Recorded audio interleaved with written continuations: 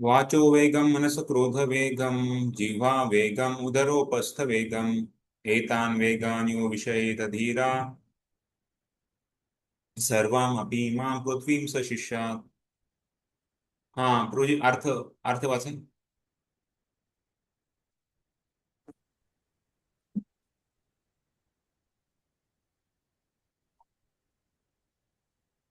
हरे कृष्णा. अर्थ वाचा. कोण वाचते? महेश प्रभू वाचते. प्रभूजी मी जरा ड्रायव्हिंग मध्ये आहे, मी आज ऐकतोय. ओके ओके, ठीक आहे ठीक आहे. अनुराधा माताजी हो. वाचा. जो वीर मनुष्य वाणी, मन, क्रोध, जिव्हा, उदर आणि जननेंद्रिय यांचे आवेग सहन करू शकतो, तो संपूर्ण जगभरामध्ये शिष्य स्वीकारण्यास पात्र आहे. हरे कृष्ण. धन्यवाद. तर तर आपण हे पहिला जो श्लोक आहे त्यामध्ये आपण बघत आहोत कशा प्रकारे इंद्रियांचे स्वामी बनायचं, आपल्याला इंद्रियाचं गुलाम नाही बनायचं. तर त्यासाठी पहिला हा जो श्लोक आहे हा खूप महत्वाचा आहे. तर याच्यामध्ये आपल्याला श्री प्रभुपादांनी पण तात्पर्याद्वारे आणि रूप गोस्वामींनी त्यांच्या श्लोकाद्वारे आपल्याला सांगितलंय की कसं आपलं जे वेग आहेत त्यांना संयम करून आपण भक्तीमध्ये आपण अग्रेसर होऊ शकतो. तर त्यासाठीच या श्लोकामध्ये आपण बघत आहोत खास करून 3 भाग केलेले आहेत त्याच्यामध्ये. तर सर्वप्रथम वाचो वेगम म्हणजे आपल्या वाणीला कशा प्रकारे आपण संयम केलं पाहिजे. त्याच्यानंतर मनाला संयम करणं आणि त्यात तिसरं आहे ते शरीराला. शरीरामध्ये जे आहे काया, खास करून शरीरासाठी सांगितलेलं आहे की कशा प्रकारे आपण जे जिव्हा आहे जिवेच्या वेगाला संयम करणे, उदर आणि उपस्थ. तर खास करून उदर म्हणजे पोट आणि जनेंद्रिय, तर त्याच्यामुळे उपस्थ वेगम. तर या सर्वांना संयम करणे यासाठी हा पहिल्या खास करून पहिल्या श्लोकामध्ये त्यांनी सांगितलेलं आहे. आणि हे 6 वेग आहेत, त्या 6 वेगाला 3 भागामध्ये विभागलेले आहे. तर पहिलं तर आहे वाचा, ते दुसरं आहे मनामध्ये मग त्याच्यामध्ये 2 विभाग केलेले आहेत. तर एक तर ज्यामध्ये सुरुवातीपासून पण आपण जर बघितलं तर आपण पहिले काय, तर आपण पहिले बघितलं कशा प्रकारे त्या बुद्धीचे 4 भाग सांगितले. त्याचे 4 प्रकारच्या बुद्धीचं आपण वर्णन केलं होतं. आणि खास करून त्याच्यामध्ये उदाहरण पण दिलं होतं कशा प्रकारे एखाद्याला चोरी करायची इच्छा आहे तर ते कशा प्रकारे त्यांनी ते संयम केलं पाहिजे. तर 4 प्रकारच्या बुद्धी तुम्हाला आठवत आहे का? 4 प्रकारच्या बुद्धी आपण काय शिकलो?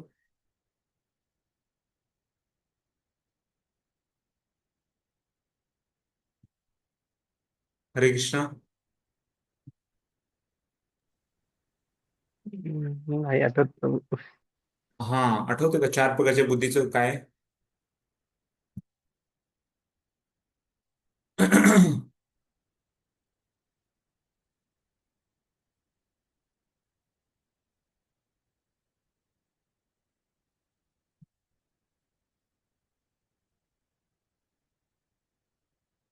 तर पहिलं तर आहे तर ते ऐकून शिकतो. ते जे समजतंय बुद्धीला. हा.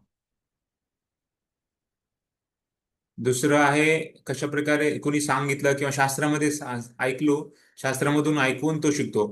दुसरं आहे स्वतः बघून शिकतोय, म्हणजे दुसऱ्यांना काय होतंय दुसऱ्यांना कशा प्रकारे, जसं एखाद्याने चोरी केली तर चोरी ही चांगली नाहीये, तर हे ऐकून शिकणे.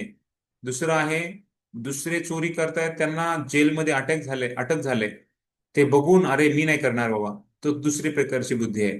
तिसरं आहे स्वतः चोरी करून जेलमध्ये जाऊन शिकणे, की अरे चोरी चांगली नाहीये.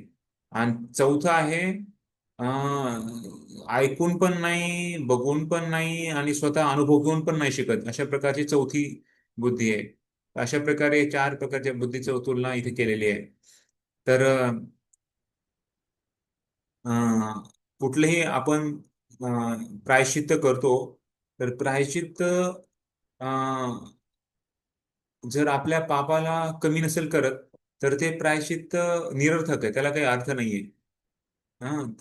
त्यासाठी आपण आपण बघितलं कशा प्रकारे इंद्रिय संयम झालं पाहिजे, प्रायश्चित्तामध्ये इंद्रिय संयम झालं पाहिजे. हम्म, जसं एखाद्याने कुणी पाप केलं, तर पुण्य करून ते पापाचं जे आहे तर ते नाहीसं होऊ शकत नाही. त्यासाठी पण आपण उदाहरण बघितलं. हत्तीचं उदाहरण बघितलं.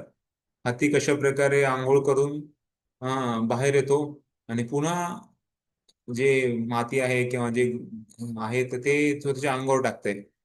त्यामुळं जेवढं आंघोळ करून पण काही फायदा नाही ना.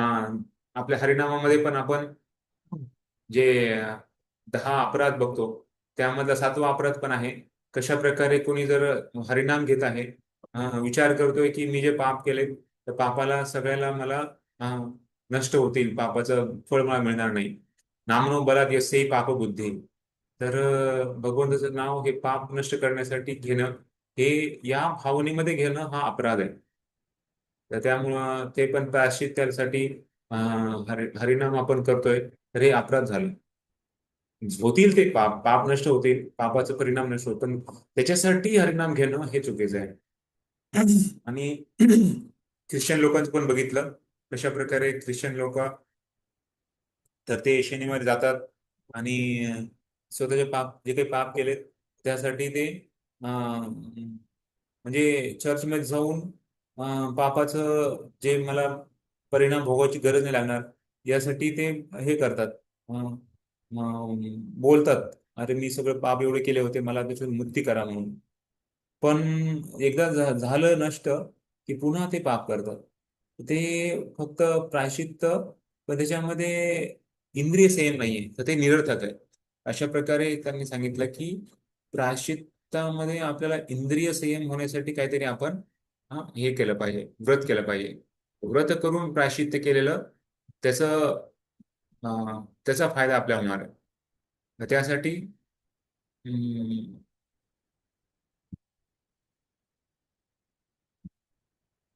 हा. तर तर त्यामुळं सांगितलंय तप केलं पाहिजे. तप सगळ्यात मोठं प्रायश्चित्त आहे. ज्याप्रमाणे ज्याप्रमाणे आपण बघितलं की ऋषभदेव त्यांच्या मुलांना सांगतायत की तपो दिव्यम पुत्र कायेन सत्वम शुद्धेति अस्मात् ब्रह्मसौख्यम त्वनंतम, की मनुष्यजीवन आपल्याला मिळालं आहे, तर त्या मनुष्यजीवनामध्ये आपल्याला खरं आपल्याला जे प्रायश्चित्त आहे, तर ते भक्तीसाठी प्रायश्चित्त करणे, दिव्य तपस्या केली पाहिजे. दिव्य तपस्या, दिव्य तपस्या काय आहे, तर त्यासाठी सांगितलंय की जे शाश्वत ज्ञान आपण घेतलं पाहिजे.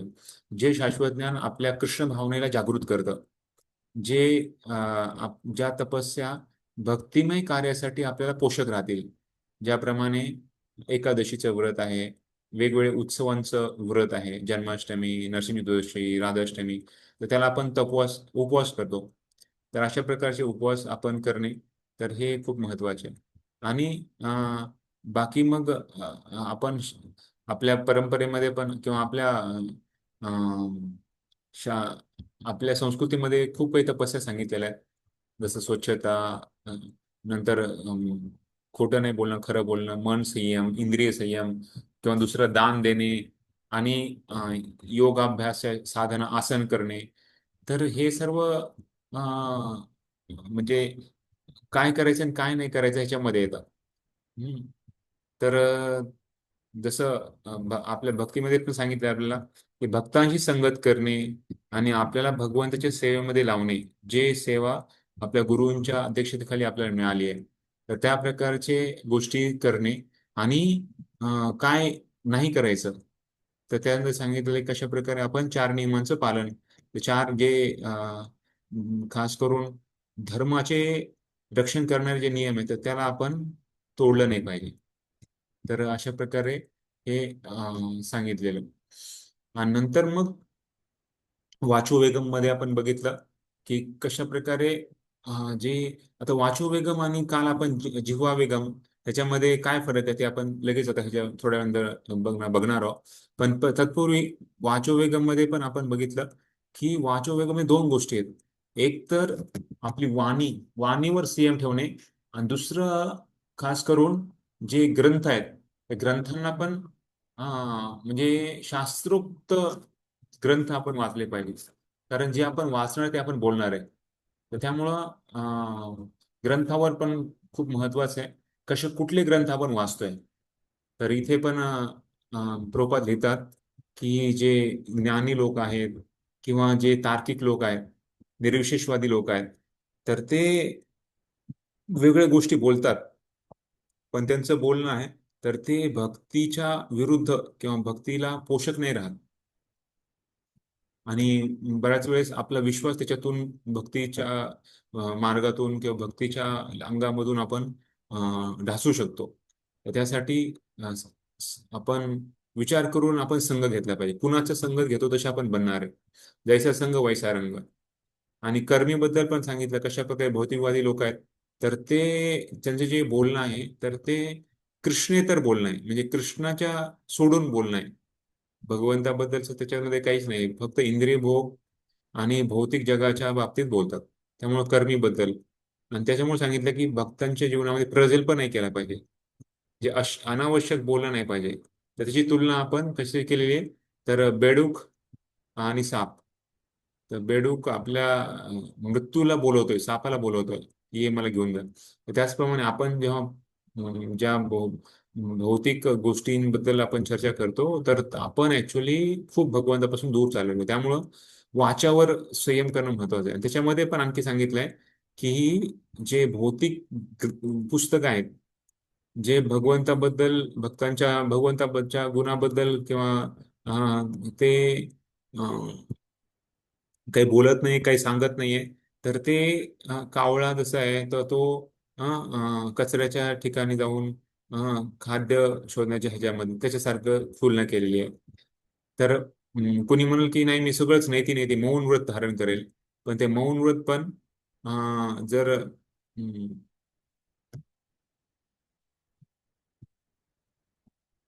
तर लोक मौन व्रत करतात पण लिहून दाखवतात की मला हे पाहिजे, मला ते पाहिजे. किंवा त्यांच्या मनातून ते जात नाही. अं, बाहेरिक दृष्ट्या ते दाखवतात की मी खूप मौन व्रत करतोय पण आंतरिक इच्छा त्या आहेत त्या इच्छा मात्र खूप मोठ्या प्रमाणात. तर त्यामुळं फक्त बाहेरिक दृष्ट्या करून फायदा नाहीये. तर आपल्याला मूळ मूळ आपल्याला जावं लागणार आहे. आणि त्यासाठी अ, खास करून सांगितलंय की कशा प्रकारे आपण वाचेवर संयम ठेवायला पाहिजे. तर त्यासाठी आपल्याला सोल्युशन काय दिलेलं आहे म्हणजे आपल्याला त्याच्याबद्दलचं म्हणजे उपाय काय दिलेला आहे की भगवंताची कथा करणे आणि आध्यात्मिक ग्रंथांचं वाचन. जे शब्द भगवंताचं नाम रूप गुणलीलाबद्दल सांगतात तर त्या ग्रंथांना आपण वाचन केलं पाहिजे. जे आपल्या या भौतिक जीवनाच्या पलीकडे आहेत.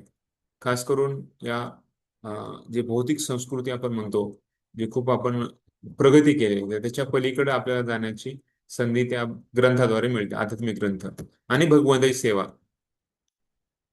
भगवंताच्या सेवेबद्दल जे काही आपण बोलायचं आहे ते आपण बोलू शकतो. जसं आता हा अं, वेगवेगळे भक्त प्रचार करतात. तर हम्म, तर प्रचार करण्यासाठी बोलणं हे योग्य आहे. पण निरर्थक बोलणं तर हे अयोग्य आहे. तर त्यासाठी अशा प्रकारे आपण वाणीवर आपल्या वाचावर आपण संयम ठेवू शकतो. दुसरं आपण बघितलं मनाबद्दल. कशा प्रकारे आपण मनावेगाच्या कसं आपण संयम ठेवायचं आहे. तर त्याच्यामध्ये पण बघितलं कसं आपण खूप लोकांच्या इच्छा आहेत आणि त्या मनामध्ये जडलेल्या आहेत. खास करून काम, क्रोध, लोभ, मोह मत्सर हे 6 अनर्थ आहेत. तर हे मनाच्या द्वारे बाहेर प्रकट होतात आणि त्या विषय वासनाला जागृत करतात. तर त्याच्यामध्ये पण अविरोध प्रति आणि विरोधयुक्त क्रोध, तर अशा 2 गोष्टी आहेत. तर ते भक्ती संस्कृत सांगतात. त्याच्यामध्ये कसं अविरोध प्रीती म्हणजे जे आसक्ती, मनाची आसक्ती. तर काल आपण बघितलं की आसक्ती कशी घातक आहे. हा, धृतराष्ट्राचं उदाहरण बघितलं. कशा प्रकारे धृतराष्ट्र आपल्या मुलावर एवढा आसक्त होता. त्याला त्याला एवढा द्वेष होता पांडवांबद्दल, आणि एवढा की त्याचा द्वेष त्यांनी तो राग काढला. आणि कृष्णाने मात्र भीम असा चालला होता जवळ, तर कृष्णाने त्यांना काढून एका पुतळ्याला पाठवलं. त्यांनी तेवढं ते पकडून त्याला म्हणजे एकदम चटणी केल्यासारखं असं एवढं तो राग. तर सांगायचा उद्देश की जी जी लोकांची मानसिक प्रवृत्ती योग्य नाहीये. का? कारण आसक्ती खूप आहे, भौतिक आसक्ती खूप आहे. तर त्याच्यामध्ये सांगितलंय की कर्मी लोक आहेत तर त्यांना भौतिक जगामध्ये भोग करण्यामध्ये, ज्ञानी लोक आहेत तर ते वेगवेगळे ग्रंथ, खास करून मायावाद जे आहे, भगवंत माया मायाशक्तीचे बनलेले आहेत, किंवा भगवंताचं शरीर आहे तर हे माणसाचं शरीरासारखं आहे, ही मायावादी कन्सेप्ट आहे. तर तर हे सर्व का होते? कारण भौतिक इच्छाद्वारे.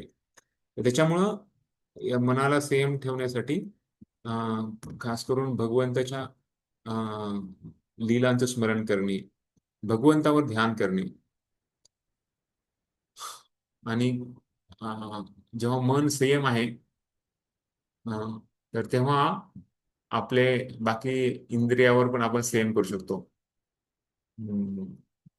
तर आज श्रीमान श्रुतकीर्ती प्रभू जे प्रभुपादांचे शिष्य आहेत, तर ते सांगत होते की आमच्या काळामध्ये, प्रभुपादांच्या काळामध्ये 1967च्या 1977च्या दरम्यान 10 वर्ष ते सर्व भक्त प्रभुपादांचे शिष्य आहेत, खूप महान शिष्य आहेत. जवळपास त्यांनी 16 महिने प्रभुपादांचे सेवक होते ते. त्यांनी सेवा केली होती, पर्सनल सर्वंट. तर ते म्हणले की आम्ही एवढे मग्न होतो की आम्हाला काही कळत नव्हतं की हा स्त्री आहे का, हा पुरुष आहे, हा मुलगा आहे का, हा वृद्ध माणूस आहे. कारण एकमेकाला बघण्याची जी दृष्टी होती, तर ती आपण भक्त आहेत आणि सर्व एक भगवंत सेवेमध्ये आहेत. आणि ते म्हणजे कधी आम्ही असं मास किंवा वेगवेगळे हे साजरे नाही केले. जसं कार्तिक महिना म्हणजे खूप स्पेशल महिना आहे, किंवा पुरुषोत्तम मास खूप स्पेशल मास आहे, ह्याच्याबद्दल आम्ही काही जास्त चर्चा नाही केली, विचार नाही केला. का? कारण आमचं रोजचं शेड्यूलच असं असायचं. रोजच आम्ही 24 तास बिझी असायचो. कारण प्रभुपादांची इच्छा होती की सगळ्या भक्तांनी 24 तास भगवंताच्या सेवेमध्ये लागलं पाहिजे. 24 तास कसं लागायचं? तर ह्याच्यामध्ये एकतर आपण भगवंताची जी खास करून भगवंताच्या सेवेमध्ये भगवंतासाठी प्रसन्नतेसाठी सगळे लागले असायचे. त्याच्यामुळं त्याच्यामध्ये कधी द्वेष नव्हता किंवा एकमेकाबद्दलची अशी हे नव्हती, भावना नव्हती. सगळेजण एकमेकाला मदत करणे आणि प्रभुपादांना खुश करणे ह्याच्यामध्येच लागायचे म्हणजे. तर एवढं त्याच्यामध्ये त्यांचं मन प्रभुपादांना प्रसन्न करण्यामध्ये लागलं होतं. तर आपलाही विचार तसा असला पाहिजे की आपणही आपल्या गुरूंच्या प्रसन्नतेसाठी, त्यांनी दिलेले उपदेश पालन करण्यासाठी पूर्ण यथामती आपण प्रयत्न केला पाहिजे. तर त्याच्यामुळं गीतेमध्ये भगवान सांगतात, मन मना बहुमत बघतो मध्याजी माम नमस्करू. तुमचं मन माझ्यावर केंद्रित कर आणि माझा भक्त बन, मला शरण ये, मला प्रणाम करणे, भगवंताला प्रणाम करणे. तर अशा प्रकारे भगवंताच्या सेवेमध्ये लागणे, तर हे सोपा उपाय मनाला संयम करण्यासाठी. आणि नंतर मग आपण बघितलं क्रोध वेग जे आहे, तर क्रोध वेग मध्ये पण सांगितलं कशा प्रकारे हा जे क्रोध आहे, तर हे जेव्हा लोक भौतिक इच्छामध्ये त्यांना यश मिळत नाही तेव्हा त्यांना राग येतो. जसंच जसं कर्मी लोक आहेत, भौतिकवादी लोक आहेत, तर ते लोक त्यांना त्यांच्या जेव्हा इच्छा पूर्ण होत नाही तेव्हा त्यांना राग येतो. आणि मग राग आल्यानंतर ते अपशब्द बोलतात. तर त्यासाठी रागाला संयम ठेवणं महत्वाचं आहे. बट रागाला ऍक्च्युली आपण पूर्ण घालू शकत नाही, राग पूर्ण थांबू शकत नाही. पण त्या रागाला आपण जे भक्त द्वेषी ज्याने जे भक्ताचा द्वेष करतात त्या लोकांच्यावर राग मिळणं, किंवा भगवंताला जे नाव ठेवतात त्या लोकांना राग मिळणं, तर त्या रागाला आपण त्याच्यामध्ये आपण लावू शकतो. हं. आणि स्वतःसाठी मात्र आपण ते सहनशीलता बाळगली पाहिजे. स्वतःच्या अपमान कुणी केला तर ते सहन करण्याची शक्ती असली पाहिजे. पण भगवंताबद्दल किंवा दुसरे आपल्या भक्तांबद्दल जर कोणी काही वाईट बोलत असेल, तर तेव्हा मात्र राग येणं, खास जो अपराधी लोक आहेत त्याला त्याच्यावर राग येणं हे साहजिक आहे, असलंच पाहिजे. तर चैतन्य महाप्रभू रागीत झाले होते जेव्हा जगाई मदाईंनी नित्यानंद प्रभूंना अपराध केला होता. त्याच्याच बरोबर हनुमानाचं पण उदाहरण बघितलं, त्यांनी कशा प्रकारे लंकेला हं, आग लावली होती भगवंताच्या सेवेसाठी. आणि अर्जुनाचं पण उदाहरण बघितलं, कुरुक्षेत्र या भूमीवर त्यांनी राग आल्याशिवाय युद्ध कसं करू शकणार. अशा प्रकारे हा क्रोध. आणि नंतर मग आपण जे चालू केलं होतं, बघितलं होतं थोडंसं, की कशा प्रकारे जिव्हा वेगम जिव्हा वेगम बद्दल पण आपण बघितलं. तर हे जिव्हा वेगम, उदर वेगम, उपस्थ वेगम हे तिन्ही वेग आहेत. तर हे शारीरिक शरीराचे वेद आहेत, म्हणजे खास करून आपल्या पूर्ण शरीरामध्ये तीन खास वेद सांगितलेले. बाकी जे आहे ते मन, आणि पहिलं जे होतं ते वाचा. तर अशा तीन कॅटेगरीमध्ये ह्या 6 वेगांना डिवाइड केलेलं आहे. तर मनामध्ये 2 सांगितलंय. तर मनामध्ये खास करून जे आसक्ती आणि राग या 2 गोष्टी आहेत मनामध्ये. तर आणि पहिलं आहे तर ते वाणीवर, शब्दावर, आपल्या खास करून वाणीवर आपला संयम ठेवणं. तर तो असे 3 विभाग केलेत. त्यामध्ये 6 वेगांचं हे उल्लेख केलेला आहे. तर तर चैतन्य महाप्रभू आपण काल बघितलं, जिव्हा वेगममध्ये कशा प्रकारे चैतन्य महाप्रभू उपदेश देतात, की ते पण आपल्याला सांगतात की जो एखादा जिव्हेर लालासा इति उतित आहे, म्हणजे जीवाच्या प्रसन्नतेसाठी, जीवाला पूर्ती करण्यासाठी इकडे तिकडे धावतो, इकडे तिकडे कमाल कष्ट करतो खूप काही. आणि पण जर असं केल्यानंतर काय होईल, शिष्णोद्धरण कृष्ण नाही पाय. तर हे चैतन्य चरितामृतमध्ये चैतन्य महाप्रभूंच्या शिक्षा आहेत रघुनाथ गोस्वामीनं त्याच्यामध्ये ते येतं. तर अंत्यलीलामध्ये 6व्या अध्यायामध्ये 227 श्लोक आहे. तर त्याच्यामुळे सांगितलंय की आपण कसं जिभेला सेम ठेवलं पाहिजे. तर सांगितलंय की आपण ते रोज आपल्या प्रसादाच्या घेण्याच्या अगोदर आपण प्रार्थना करतो, त्याच्यामध्ये पण दिलेलं आहे की जीवाला संयम करणं हे अशक्य आहे.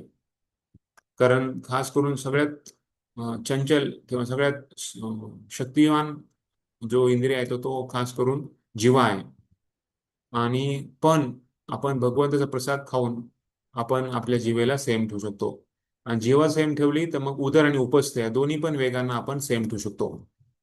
तर ती 6 प्रकारचे रस सांगितलेले आहेत. एकतर गोड आहे, नंतर नंतर खारट आहे, आंबट आहे, तिखट आहे. हं? पुन्हा कुठले 6 सांगितलेत?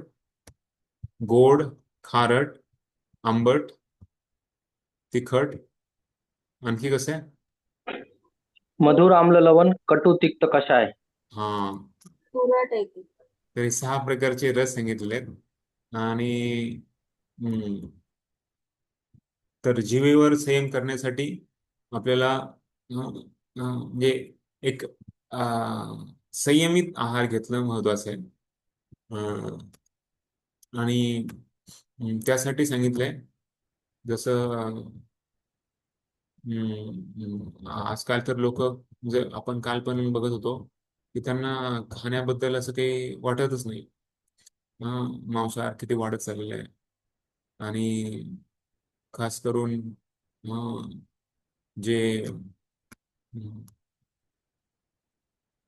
अं, बाकी मद्यपान अशा खूप स्थितीमध्ये लोक आज म्हणजे पार्टी म्हणजे तेच झालेलं आहे. तर उग्र कर्मामध्ये आणि उग्र म्हणजे जे आहार झालेला आहे, तर त्यामध्ये तिखट जसं लोक ते ट्रेनमध्ये पण ऑलरेडी चटणी असते, पण त्याच्यामध्ये पण ते उलट मिरची देतात चिली म्हणून. तर हे सगळं म्हणजे एवढं हे नॉर्मल झालेलं आहे, नॉर्मल म्हणजे ह्याला काही ह्याच्यामध्ये असं हे म्हणजे काही हे वेगळं नाहीये. तर त्यामुळं आपण ॲटलिस्ट आता भक्तीमध्ये आलेलो आहे, तर आपल्याला हे संयम ठेवणं महत्त्वाचं आहे. त्यासाठी प्रसाद ज्याच्यामध्ये सांगितलंय की पालेभाज्या, कडधान्य, हं, दूध, हं, त्याचबरोबर हे सर्व फळ आणि हे सर्व आणि पाणी, हे सगळं भगवंतांना आपण अनुभवतो. त्यामुळे भगवंताने सोपा उपाय सांगितलेला आहे. पत्रम पुष्पम फलम तोयम यो मे भक्त्या प्रयच्छति तदहं भक्ती उपरतम अश्नामी प्रेतात्मना. तर भगवंतानी सांगितलंय अश्नामी आणि प्रेतात्मनी. अश्नामी म्हणजे काय? मी खातो. तर भगवंत खातात. तर भगवंत काय खातात? पान, फळ, फूल आणि पाणी. तर कुणी म्हणाल की अरे, जसं फळ आपण खातो, अं, अं, तर कुणी कसं काय पाणी कसं कुणी खातं, किंवा फूल, फुलाबद्दल कुणी कसं काय म्हणजे, ऑफकोर्स भगवंत अष्टामी म्हणतात म्हणजे मी खातो, पण ऍक्च्युली ग्रहण करतो. पण ऍक्च्युली बघितलं तर भगवंत एवढे प्रेमाचे भुकेले आहेत की ते त्यांच्या म्हणजे त्यांना एवढं सहानुभूती भक्तांबद्दल असते की त्यांना भान नाही राहिलं की ते काय बोलतायत म्हणून. तर श्रीमद भागवतामध्ये 10व्या स्कंदामध्ये प्रभुपादांच्या शिष्यांनी लिहिलेलं आहे तात्पर्यामध्ये की जे भगवंतांनी बोललेले, एक मिनिट मी श्लोका नंबर काढतोय.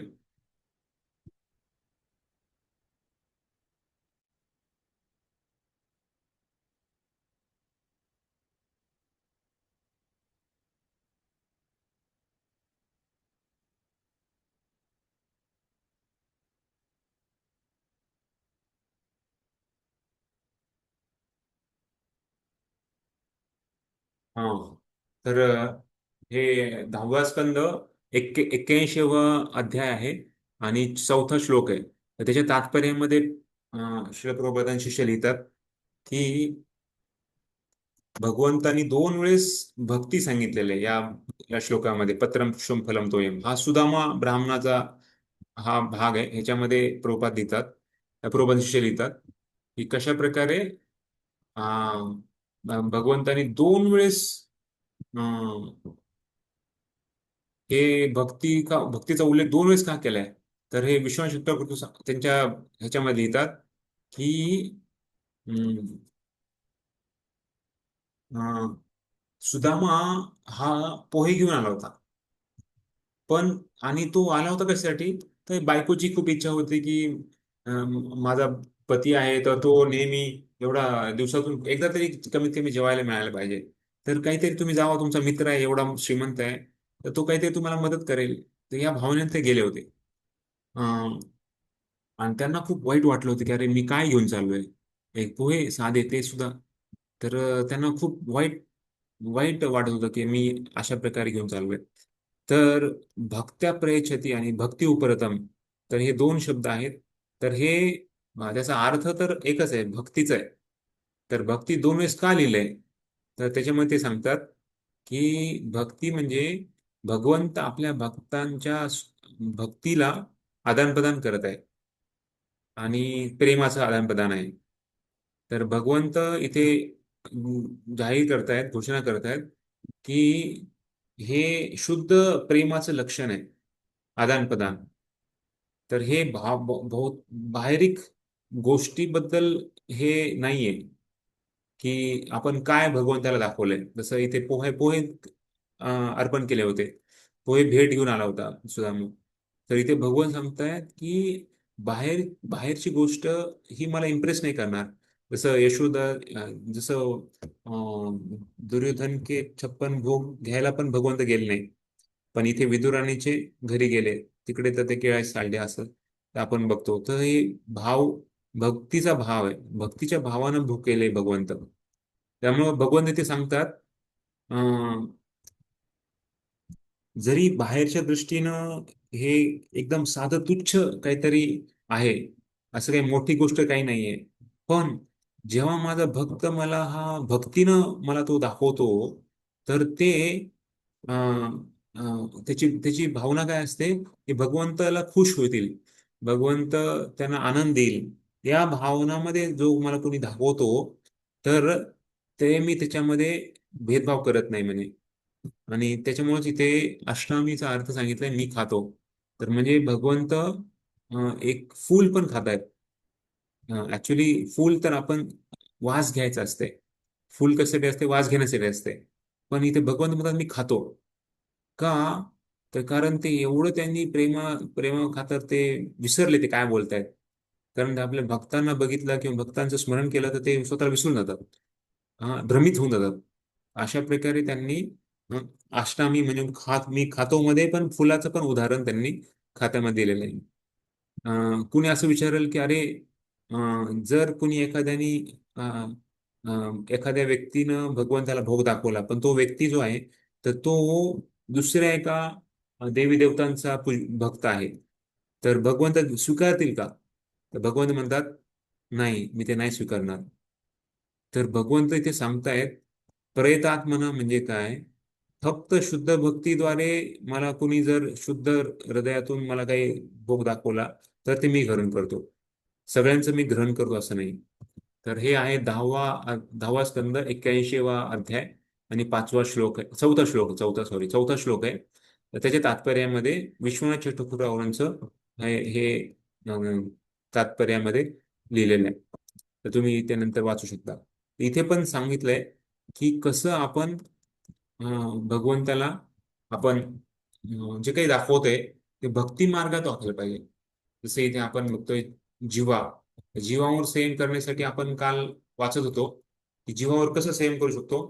त्यामध्ये आपण बघितलं तर एकतर हा जे आपल्याला मिळत आहे तर ते प्रसाद घेतला पाहिजे, आणि जे भगवंतानी पाठवले आपल्यासाठी तर तो प्रसाद आपण घेतला पाहिजे.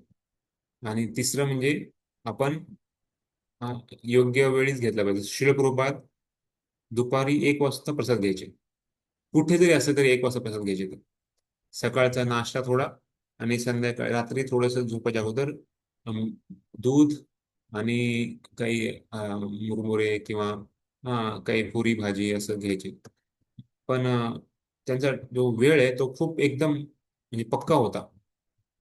दुपारी 1 वाजता लंच असायचा, आणि संध्याकाळी 9 वाजता, 8 ते 9च्या दरम्यान डिनर, आणि नंतर 9-10 वेळेस झोपायची, लगेच 12 ते 1च्या दरम्यान उठायची. तर हे सगळं शेड्यूल, आणि जिथं जातील तिथं ते लगेच टाइम सेट करायचे. समजा इथून लंडनला गेले किंवा अमेरिकेला गेले, तर तिथून लगेच अमेरिकेचा वेळ आपल्यापेक्षा मागे आहे. आता तिथे रात्र आहे आणि आपल्या इथे दिवस चाललेला आहे. तर तिथे जाऊन बरोबर, जरी आता इथला दिवस आहे तिकडे जाऊन पुन्हा तिथला पण दिवस असला की लगेच त्याचा टाइम तो सेट करून चालू जाईल. तर तसं, तर ते एकदम पक्के होते वेळेचे. तर आपण पण ऍक्च्युली ऍटलिस्ट खाण्याच्या संयम ठेवण्यासाठी मग वेळेवर आपण प्रसाद घेणे महत्वाचं आहे. जेवढं शक्य आहे तेवढं. कधी कधी नाही होणार, पण ऍटलिस्ट प्रयत्न आपण केले पाहिजे.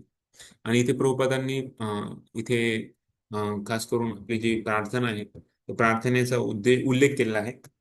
प्रार्थनेमध्ये पण आपल्याला प्रसादाचं महत्व सांगितलंय, आणि कसं प्रबळ इंद्रिय आहे खास करून जीवा, तर त्याला सेम करणं खूप अवघड आहे. पण तरी पण जेव्हा आपण प्रसाद घेतो तर ते प्रसाद आपल्याला सेम करण्यामध्ये मदत करते. आणि त्याच्यानंतर जीवा वेगममध्ये तर तर हे तर भक्त आपण आपले भक्त करत नाही, पण इथे सांगितलंय, प्रभुपाद लिहितात. तर त्याच्यामध्ये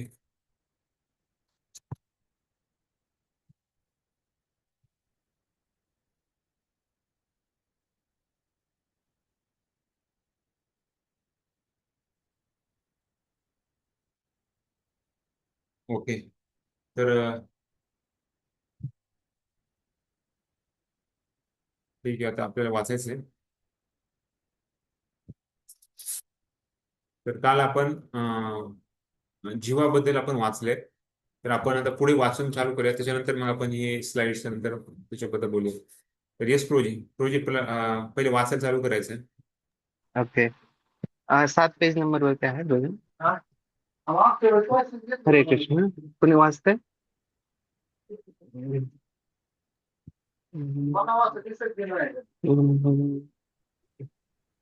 रेवती. हरे कृष्ण. हा, वाचा माताजी. 7 पेज नंबरचा पहिला पॅरेग्राफ. त्याचप्रमाणे जननेंद्रियांच्या आणि कामवासनांच्या आवेगांचा अनावश्यक उपयोग टाळल्यास ते संयमित करता येतात. कृष्ण भावना भावित संतती उत्पन्न करण्याकरिता जननेंद्रियांचा उपयोग करावा, अन्यथा त्यांचा उपयोग टाळावा. जननेंद्रियांच्या संतोषाकरिता नव्हे तर कृष्ण भावना भावित संतती निर्माण करण्याकरिता कृष्ण भावना आंदोलन विवाहाला उत्तेजना देते. मुले जरी मोठी झाली की त्यांना लगेच डलास टेक्सास येथे आमच्या गुरुकुलात पाठविले जाते. त्या ठिकाणी त्यांना अपूर्णपणे कृष्ण भावना भावित भक्त होण्यासाठी प्रशिक्षण दिले जाते. अशा अनेक कृष्ण भावना भावित बालकांची आवश्यकता आहे आणि जो कृष्ण भावना भावित संतती उत्पन्न करण्यास पात्र आहे त्याला आपल्या जननेंद्रियाचा उपयोग करण्याची अनुमती आहे. जेव्हा मनुष्य कृष्ण भावना भावित संयम साधनेत प्रवीण होतो तेव्हा तो प्रमाणित आध्यात्मिक गुरु होण्यास पात्र होतो. पुढे पण वाचू प्रभूजी.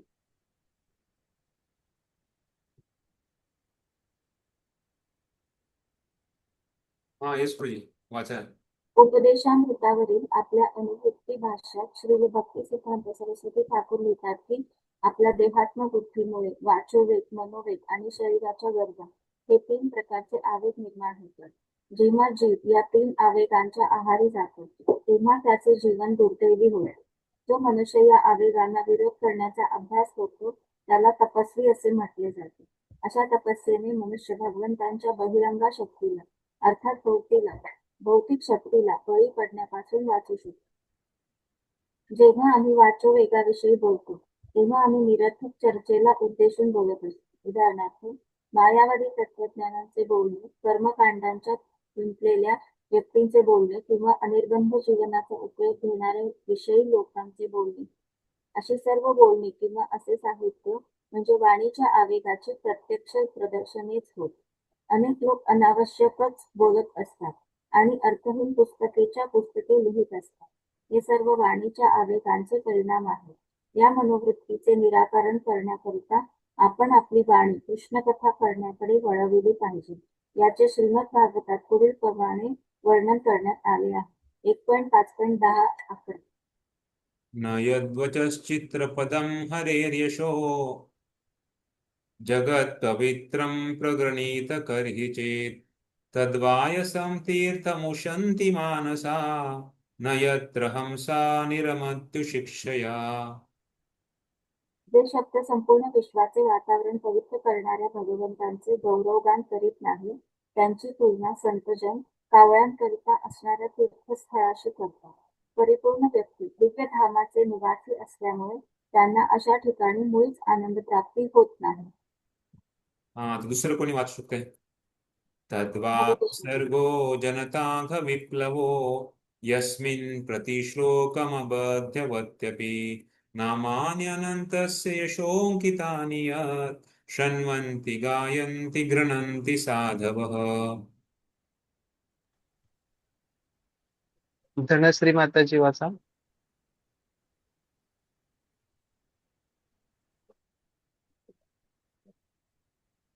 निर्मला बोडके. हरे कृष्ण प्रभूजी. हा, वाचा प्रभूजी. म्हणजे प्रभूजी श्लोक वाचले ट्रॅव्हलिंग तसं. मध्ये आहे. Okay okay. दुसऱ्या हरे माताजी कृष्ण. आहेत कोण? हरे कृष्ण प्रभूजी. कृष्ण. हा, कल्पना भगवत माताजी वाचतायत. वाचा. हरे कृष्ण. उलट पक्षी जे साहित्य अनंत भगवंतांचे नाम, कीर्ती, रूप, लीला इत्यादींचे दिव्य यशोगान करते ते साहित्य म्हणजे एक निराळीच कृती आहे. असे हे साहित्य दिव्य शब्दांनी परिपूर्ण असते व ते या जगातील जगतातील दिशाहीन संस्कृतीच्या पापी जीवनामध्ये क्रांती घडवून आणू शकते. असे दिव्य साहित्य जरी सदोष रीतीने रचलेले असले तरी त्या साहित्याचे श्रवण, गायन आणि अनुमोदन साधुजन अर्थात पूर्णपणे प्रामाणिक असणाऱ्या शुद्ध व्यक्ती करतात. निष्कर्ष असा की जेव्हा आपण भगवत भक्तीविषयी बोलतो तेव्हाच केवळ आपण निरर्थक बडबडीपासून परावृत्त होऊ शकतो. कृष्ण भावनेचा साक्षात्कार करण्याच्या दृष्टीने केवळ आपण आपल्या वाचाशक्तीचा उपयोग करण्याचा सतत प्रयत्न केला पाहिजे. चंचल मनाच्या क्षुब्धावस्थेसंबंधी सांगायचे तर या अवस्थेचे 2 विभाग आहेत. प्रथम अवस्थेला अविरोध प्रीती अर्थात अनिर्बंध आसक्ती, तर दुसऱ्या अवस्थेला विरोधयुक्त क्रोध अर्थात वैफल्यामुळे निर्माण होणारा क्रोध असे म्हणतात. मायावादी तत्वज्ञानावरील निष्ठा, कर्मवाद्यांच्या कर्मफळावरील विश्वास आणि भौतिक इच्छांवर आधारित योजनांमध्ये आस्था यांना अविरोध प्रीती असे म्हणतात. ज्ञानी, कर्मी आणि भौतिकवादी योजना करणारे लोक सामान्यतः बद्ध जीवांचे लक्ष आकर्षित करतात. परंतु भौतिकवादी लोकांच्या योजना जेव्हा सफल होत नाहीत आणि त्यांच्या प्रयत्नांना जेव्हा अपयश येते तेव्हा ते क्रुद्ध होतात. भौतिक कामनांचे वैफल्य क्रोधास जन्म देते. त्याचप्रमाणे शारीरिक आवेगांचेही 3 विभाग करता येतात. जिव्हा, उदर आणि जननेंद्रियाचे आवेग. शरीरासंबंधी विचार केल्यास मनुष्याच्या ध्यानात येईल की ही 3ही इंद्रिये शरीरामध्ये एकाच सरळ रेषेत स्थित आहेत आणि शारीरिक आवेगांचा प्रारंभ जिभेपासून होतो. प्रसाद सेवन करण्या इतपत जर मनुष्याने जिभेच्या क्रियांना मर्यादित ठेवले तर उदर आणि जननेंद्रियाचे आवेग आपोआपच नियंत्रित होतात. या संदर्भात श्री भक्ती विनोद ठाकूर सांगतात की शरीर अविद्याजाल जडेंद्रियत आहे काल, जिवे फैले विषय सागरे, तार मध्ये जीवाती लोभमय सदुर्मती, टाकी देता कठीण संसारे, कृष्ण बडा दयामय करी वारे जिव्हा जय, प्रसादन दिल भाई तेही अन्नामृत पावो, राधा कृष्ण गुण गावो, प्रेम ठाकू श्री चैतन्य निताय. हे भगवान, हे भौतिक शरीर म्हणजे अविद्येचा एक गोळाच आहे आणि इंद्रिय म्हणजे मृत्यूकडे नेणाऱ्या मार्गाचे जाळे आहे. कोणत्या तरी प्रकारे आम्ही भौतिक इंद्रिय भोगाच्या या सागरात पडलो आहोत आणि सर्व इंद्रियांमध्ये जीव सर्वाधिक अधाशी आणि संयमित करण्यास अत्यंत कठीण आहे. या जगामध्ये जिभेवर विजय मिळवणे अत्यंत कठीण आहे. परंतु हे कृष्ण, तुम्ही आम्हावर अत्यंत कृपाळू आहात. जिभेवर विजय प्राप्त करण्यास सहाय्य व्हावे म्हणून तुम्ही हा प्रसाद आम्हाला पुरवलेला आहे.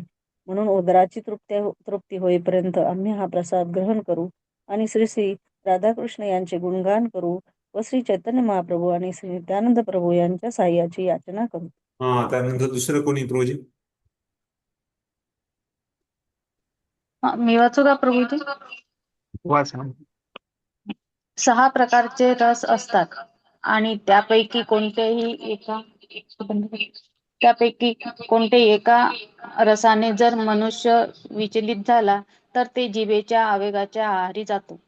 काही लोकांना मासे, खेकडे, अंडी आणि प्रेताच्या रूपाने खाल्ले जाणारे वीर्य आणि रक्त यापासून बनलेले पदार्थ खाण्याचे आकर्षण असते.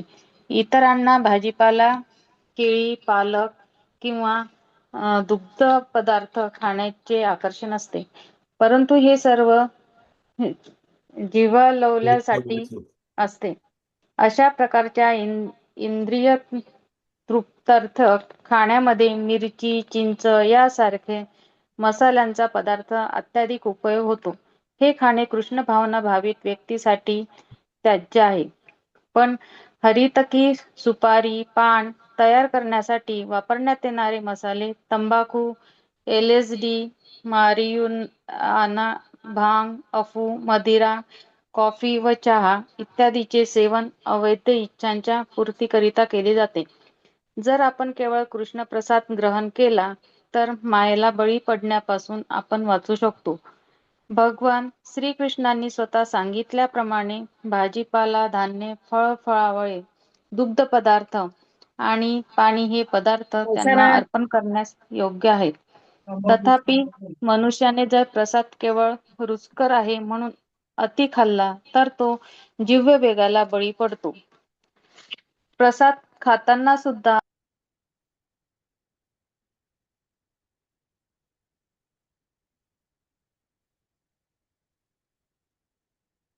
हरे कृष्णा. आवाज येत माताजी नाही? तुमचं माताजी माईक म्यूट झाले तुमचं. अरे सॉरी सॉरी प्रभूजी. प्रसाद खाताना सुद्धा अत्याधिक स्वादिष्ट पदार्थ टाळावेत असे श्री चैतन्य महाप्रभूचे मत आहे. आपल्याला स्वादिष्ट भोजन खाता यावे या हेतूने आपण जर अर्चा विग्रहाला स्वादिष्ट आणि रुचकर पदार्थ अर्पण केले तर आपणही जिव्हा तृप्ती करण्याचा प्रयत्नातच असतो. आपल्याला स्वादिष्ट पदार्थ खावयास मिळतील या कल्पनेने जर आपण एखाद्या श्रीमंत मनुष्याचे भोजनाचे आमंत्रण स्वीकारले तर आपणही जिभेच्या आवेगांना संतुष्ट करण्याचाच प्रयत्न करीत असतो. चैतन्य चरितामृतात अंत्य 6.227 म्हटले आहे की जिव्हेर लालसाये इति होती धाय, शिष्णोदर परायण कृष्ण नाही पाय. जो मनुष्य जिभेच्या तुष्टीकरिता इकडे तिकडे धावत असतो आणि जो उदर आणि जनेंद्रियाच्या कामना तृप्त करण्यास सदैव आसक्त असतो तो श्रीकृष्णाची प्राप्ती करू शकत नाही. मग आता दुसरं एक विनंती.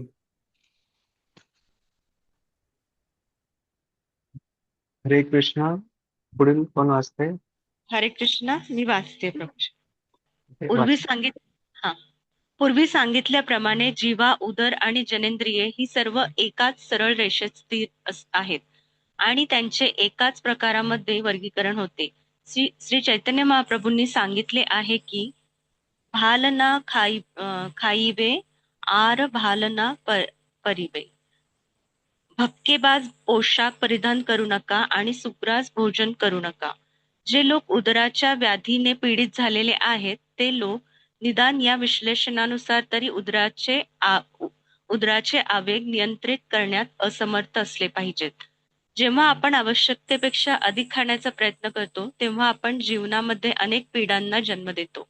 तरी जर आपण एकादशी आणि जन्माष्टमी यांसारख्या दिवशी उपवास केला तर आपण उदराच्या आवेगांवर नियंत्रण करू शकतो. जनेंद्रियांच्या आवेगासंबंधी सांगायचे तर ते 2 प्रकारचे आहेत, योग्य आणि अयोग्य अथवा वैद्य आणि अवैध मैथुन. जेव्हा मनुष्य योग्य रीतीने परिपक्व होतो तेव्हा तो शास्त्र विधिविधानांनुसार विवाह करू शकतो आणि उत्तम संतती निर्माण करण्याकरिता तो आपल्या जनेंद्रियांचा उपयोग करू शकतो. हाच जनेंद्रियांचा वैद्य आणि धार्मिक उपयोग होय. अन्यथा तो जनेंद्रियांच्या आवेगांना तृप्त ठेवण्याकरता अनेक कृत्रिम साधनांचा उपयोग करू शकतो आणि मग तो स्वतःवर कोणत्या प्रकारचा संयमही ठेवित नाही. शास्त्रांमध्ये सांगितल्याप्रमाणे मनुष्य जेव्हा मैथुनविषयक चिंतन, योजन, मैथुनासंबंधी चर्चा अथवा प्रत्यक्ष मैथुन किंवा कृत्रिम मार्गाने जनेंद्रियांना तृप्त करणे इत्यादी मार्गाद्वारे व्यभिचार करतो तेव्हा तो मायेच्या जाळ्यात सापडतो. हे उपदेश केवळ गृहस्थाश्रमी करताच नसून त्यागी लोकांसाठी सुद्धा आहे. श्री जगदानंद पंडित आपल्या विवर्त या ग्रंथातील 7व्या अध्यायामध्ये सांगतात की वैरागी भाई ग्राम्य कथा ना शुनिबे काने, ग्राम्य वार्ता ना कहिबे यबे मिलिबे आने. स्वपने ओ न कर भाई स्त्री संभाषण, गृहे स्त्री छडिया भाई असियाच वन. यदि चाह प्रणय राखीते गौरांगे रसने, छोट हरिदासेर कथा थाके एन मन. भालना खाईबे आर भालना परिबे, हृदयते राधाकृष्ण सर्वदा सेविबे. हे बंधू, तू वैरागी असल्यामुळे ग्राम्य कथा, अनावश्यक चर्चा ऐकू नकोस. तसेच इतरांना भेटल्यानंतर त्यांच्याशी ग्राम्य वार्ता करू नकोस. स्वप्नातही तू स्त्रियांचे चिंतन करू नकोस. स्त्रियांचा सहवास वर्ज करण्याची प्रतिज्ञा घेऊन तू संन्यास दीक्षा स्वीकारली आहेस. तुला जर श्री चैतन्य महाप्रभूंचा संग करण्याची इच्छा असेल तर छोटा हरिदास व त्याचा महाप्रभूंनी कसा त्याग केला ही घटना तू सदैव स्मरणात ठेव. सुग्रास भोजन करू नकोस किंवा भपकेबाज पोशाख परिधान करू नकोस. सदैव विनम्र रहा आणि आपल्या हृदयांतरी श्री राधाकृष्णांची सेवा कर. धन्यवाद. हो, हरे हरे कृष्ण. कृष्ण. तर याच्यामध्ये आपण बघतो छोटा हरिदासांबद्दलचं वर्णन केलेलं आहे. तर महाप्रभूंच्या पार्षदामध्ये छोटा हरिदास एक होते. तर ते ब्रह्मचारी होते आणि त्यांनी एका घरी गेले होते आणि त्यांना, कारण जगदानंद पंडित त्यांच्या घरी त्यांना प्रसाद, महाप्रभूंना प्रसाद देणार होते ते. तर त्यासाठी त्यांनी छोटा हरिदासला सांगितलं की माधवीदास त्यांच्या घरी खूप चांगला राईस आहे, भात आहे, तर ते घेऊन ये. तर मला चैतन्य महाप्रभूंना राईस बनवायचा आहे. आणि ते गेले आणायला. आणि माधवी दास ही तर खूप वयानं खूप मोठी होती आणि हे मात्र ब्रह्मचारी होते. पण तो जे तेव्हा घेऊन गेले आणायला, तर चैतन्य महाप्रभू तिथे नव्हते. पण त्यांना कळालं की छोटा दासांनी ऍक्च्युली म्हणजे स्त्रीच्या म्हणजे माधवी दासींना बघितलं, पण त्यांची बघण्याची दृष्टी चांगली योग्य नव्हती. आणि ते भात घेऊन आले बस. पण चैतन्य महाप्रभूंना ते आवडलं नाही. ते म्हणले, तू एक वैरागी आहेस, तू एक ब्रह्मचारी आहेस आणि मी तुला स्वीकारणार नाही. त्यांनी त्यांना त्याग केला. आणि त्याग केल्यानंतर छोटा हरिदास, कोणी म्हणतं की माधवीदास ही त्यांच्या घरी दुसरी एक स्त्री होती आणि त्यांच्याकडे त्यांना या कामिक भावनेनं दृष्टी केल्यामुळं चैतन्य महाप्रभूंनी त्याग केला. जे काही आहे ते आहे. पण सांगायचा उद्देश आहे की छोटा हरिदासांनी थोडंसं एक काहीतरी, जसं आपण बघतो अजामिलची कथा आहे, अजामिलनी पण ते वेश्यांचा संग करताना एका जोडपाला बघितलं आणि त्या व्यक्तीला बघितलं आणि त्याचं पतन झालं. तर ते छोटस त्यांनी एक हे बघितलं, पण आणि तो सेवेसाठी गेला होता आणि तो चैतन्य महाप्रभूंना प्रसन्न करण्यासाठीच गेला होता. पण चैतन्य महाप्रभूंना हे आवडलं नाही.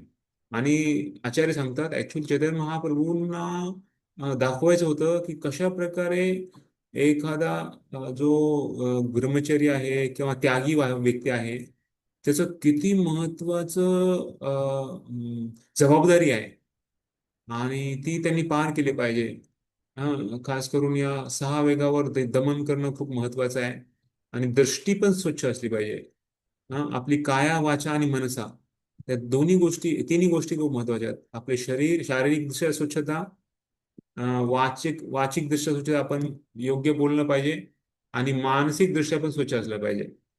तर अशा प्रकारे उच्च स्तरावरची एक आदर्श प्रस्थापित करण्यासाठी चैतन्य महाप्रभूंनी त्यांना त्याग केला. आणि ते छोटा हरिदास ते तपस्या करायला गेले, प्रयागला गेले, जिथं 3 नद्यांचा संगम आहे, प्रयाग संगम. तिथे गेले ते. आणि तिथे जाऊन त्यांनी खूप मोठं कडक व्रत केलं. 1 वर्ष झालं तरी पण चैतन्य महाप्रभू त्यांना माफ नाही केलं. ते म्हणले, माझ्या जीवनाचा उद्देशच काही नाहीये. जर भगवंत खुश नसेल माझ्यावर, मी कशाला जीवन जगू. त्यांनी शरीर त्याग केला. पण त्यांनी त्यांच्या आध्यात्मिक देहातून चैतन्य महाप्रभूंना कीर्तन करत ते प्रसन्न करत होते.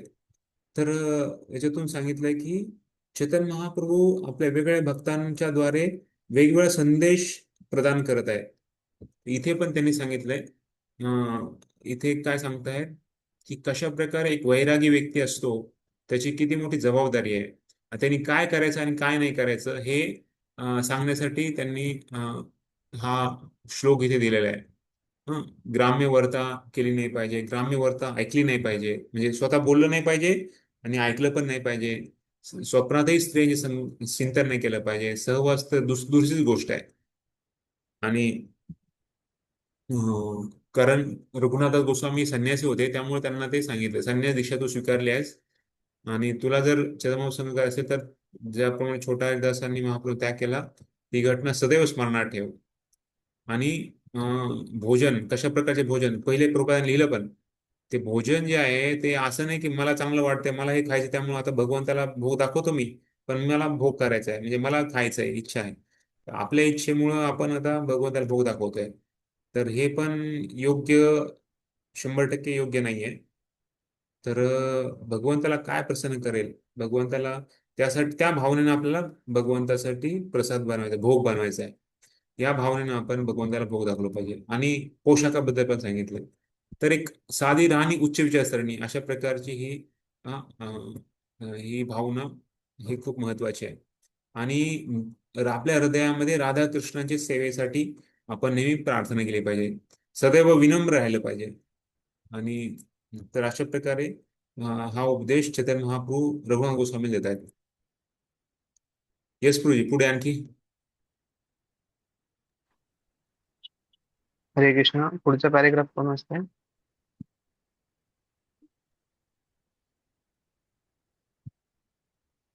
वाच.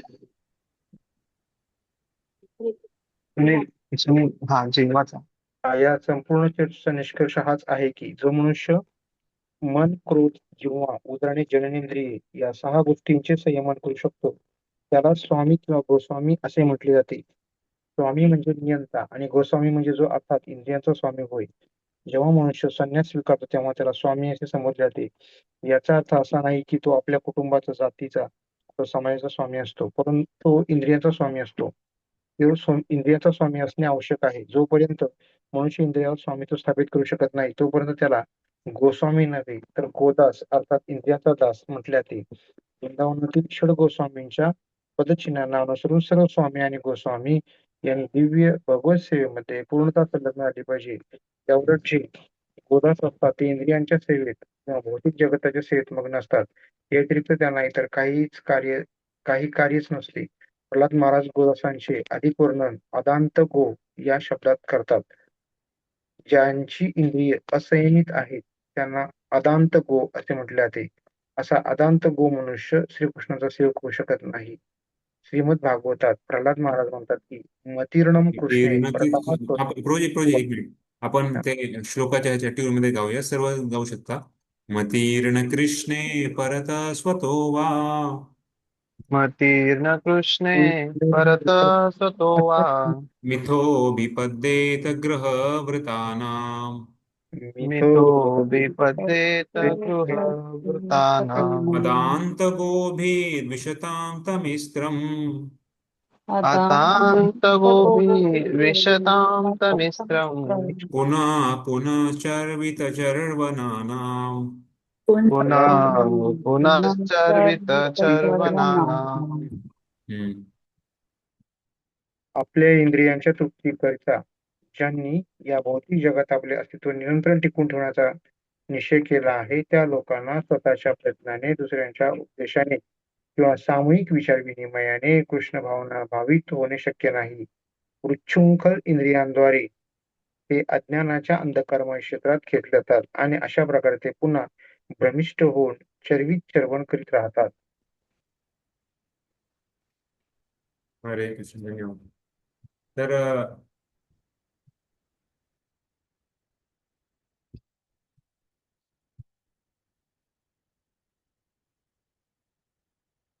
डिडल्ट सेन्सेस, तर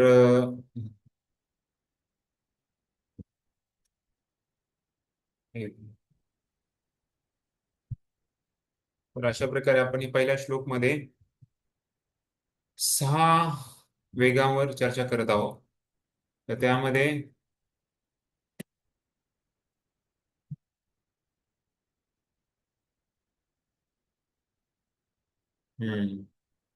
तर जिव्हा वेगामध्ये आपण तर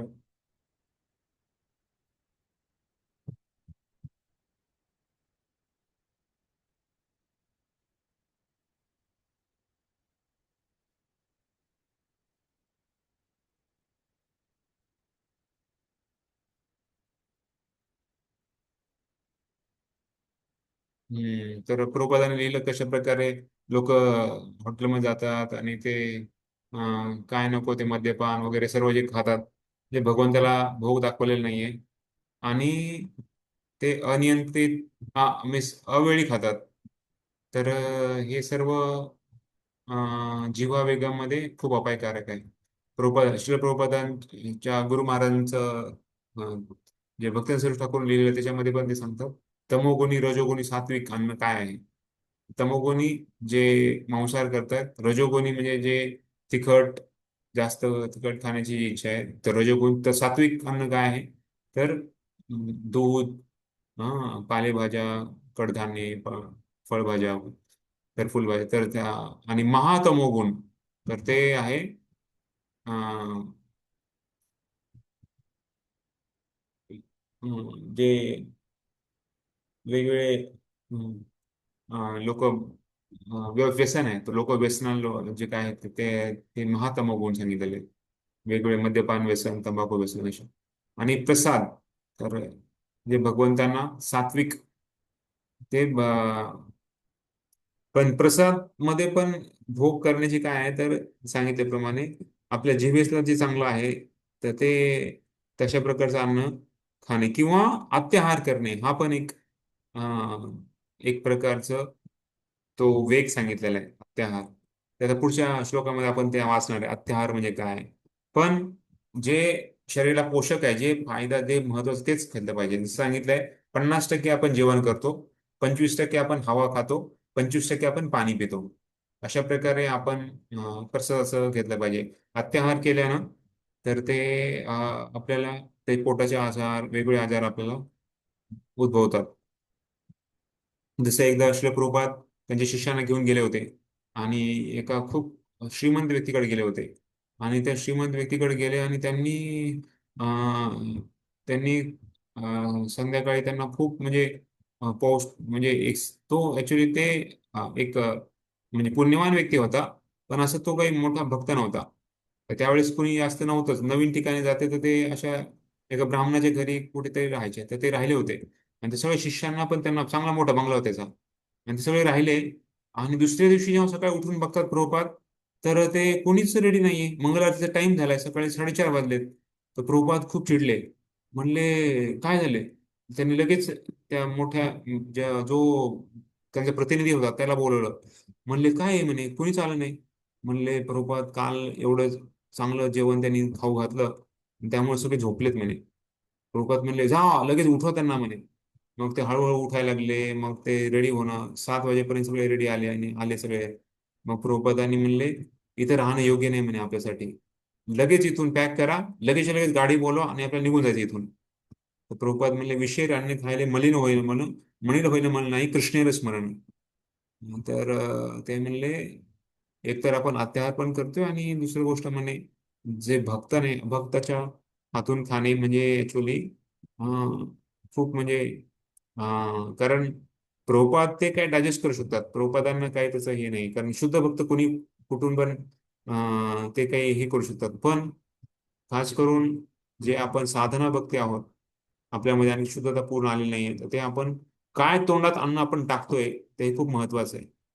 तर प्रसाद, प्रभुपादांनी सांगितलं प्रसादच खाल्ला पाहिजे साधक भक्तांनी. तर प्रयत्न करायचा आपल्याला, जेवढं आपण 99% 100% प्रयत्न करायचा आहे. 1% कधी कुठे बाहेर जावं लागलं, कुठे काय असेल, तर ते ठीक आहे, ते सुद्धा भगवंताला भोग दाखवण्याचा प्रयत्न केला पाहिजे. तर खूप महत्वाचं आहे, कारण जसं खातो तसं आपण बनतोय. खाण्यावर खूप महत्वाचं आहे. त्यासाठी त्यांनी इथे ह्याचं उदाहरण दिलेलं आहे की कशा प्रकारे कुणाच्या हातून खातो ते महत्वाचं आहे. तर सात्विक प्रसाद त्याबद्दल सांगितलंय सत्वगुण, रजोगुण, तमोगुण. तर जे सत्वगुणातलं अन्न ते काय आहे, तर 17व्या धड्यामध्ये 8वा श्लोक, भगवद्गीतेमध्ये 17वा धडा आहे, त्याच्यामधला 8, 9 आणि 10 असे 3 जे श्लोक आहेत एकामागे एक. तर सत्वगुण, रजोगुण, तमोगुण, तर ते तुम्ही लिहून घेऊ शकता, नंतर तुम्ही वाचू शकता डिटेलमध्ये. तर त्याच्यामध्ये भगवद्गीतेमध्ये सांगितलेलं आहे. तर जे गोड आहे किंवा जे ज्यूस आणि जे जे अं, आपल्या आयुष्याला वाढू शकतं आणि आपला जे जीवन आहे त्याला आपल्याला शुद्ध करू शकतं, जे आपल्याला चांगली शक्ती देऊ शकतं, जे आपले आरोग्य चांगलं ठेवू शकतं आणि जे आपल्याला खाल्ल्यानं तृप्ती होते, तुष्टी पुष्टी, तर आपली जी भूक लागली ते भुकेचा नाश करू शकते. अशा प्रकारचं जीवन आपण करणे त्याला सात्विक अन्न म्हटले. जसं आपण दुधाचे वेगवेगळे पदार्थ आहेत, जसं प्रभुपाद सांगायचे दुधापासून आम्ही 200च्या अधिक पदार्थ आम्ही बनवू शकतो. एवढे दुधापासून आपले फायदे आहेत. साखर किंवा भात किंवा वेगवेगळे कडधान्ये, फळं आणि भाज्या, असे वेगवेगळे सात्विक अन्न सांगितलेले आहे. आणि त्यामध्ये राजसिक मध्ये सांगितले जे जे खूप आंबट आहे, जे खूप मीठ म्हणजे खूप तुरट आहे, तर म्हणजे खूप तिखट अशा अशा प्रकारे जे अन्न सांगितले तर ते आपल्या आजारांना स्वीकारते. त्याचबरोबर जीवनामध्ये म्हणजे ऍक्च्युली खास महत्वाचं आहे की पोटाला आजार खूप भयानक असतात. आणि प्रोपात कॉफी, चहा ह्याचे सर्व उदाहरण येतात. आणि त्यानंतर तमोगुणामधल्या त्याच्यामध्ये पण सांगितलंय की जे कुजलेलं अन्न आहे, जसं सांगितलंय की जे मद्य आहे, जे दारू बनवतात द्राक्षापासून, ते कितीतरी महिने त्याला ते त्याचं ते हे करतात. आणि त्यानंतर मग त्याचं ते ज्यूस बनवतात, तर ते दारू बनवतात. म्हणजे खूपच अं, अं, तमोगुणातलं अन्न आहे, तमोगुणातलं पेय आहे. तर ते आणि जे जेवढं जास्त जसं श्री भक्ती सांगायचे, जेवढे जास्त दिवस ते मद्य ठेवतात, ते हे मांसाहार ठेवतात, तेवढं त्याचा त्या लोकांना त्याचा जास्त टेस्ट लागते. तर असं एक प्रकार, हे सगळं तमोगुणी प्रकारच्या लोकांचं आवड आहे. तर त्यामुळे सांगितलंय भौतिक जे गुण आहेत त्याला कशा प्रकारे आपण अं, त्याच्यावर आपण कशी मात करायची. तर आपल्याला कृष्ण भावनामध्ये सांगते की आपण सगुणान समतीत येतान ब्रह्मभूयाय कल्पते. तर आपल्या ज्या क्रिया आहेत त्या आध्यात्मिक क्रिया करण्याचा प्रयत्न करायचा आहे. जसं खास करून नामकीर्तन, भगवंताचे रोज आपण जे मंत्र जप करत आहे, आणि मी काय सांगितल्याप्रमाणे रोज घरामध्ये थोडं कीर्तन केलंच पाहिजे. भगवंताची आराधना पूजा करणे, श्रीमूर्ती श्रद्धाय सेवन. नामकीर्तन पहिलं आहे, श्रीमूर्ती श्रद्धाय सेवन, श्रद्धापूर्वक भगवंताची आराधना करणे. आणि भागवत श्रवण, रोज नित्यम भागवत सेवा.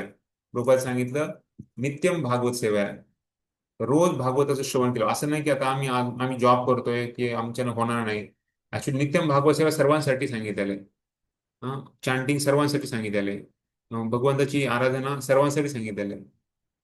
तर आणि रिसाइडिंग इन म्हणजे मथुरावास, म्हणजे मथुरामध्ये वास करणे. तर प्रभुपादांनी सांगितलं माझे सर्व मंदिर आहेत तर हे सगळे वैकुंठ आहेत. आणि आपल्या घरामध्ये पण जर आपण घराला वातावरण तसं ठेवलं तर आपलं घर मंदिर बनू शकतंय.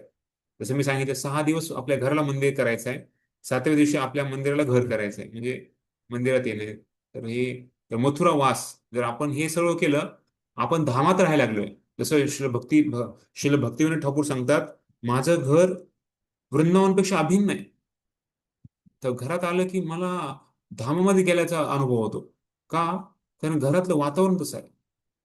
तर त्यामुळे आपल्याला खूप महत्त्वाची जबाबदारी आहे गृहस्थ जीवनामध्ये, खास करून आपल्या घरातलं वातावरण शुद्ध ठेवण्याचा प्रयत्न करायचा.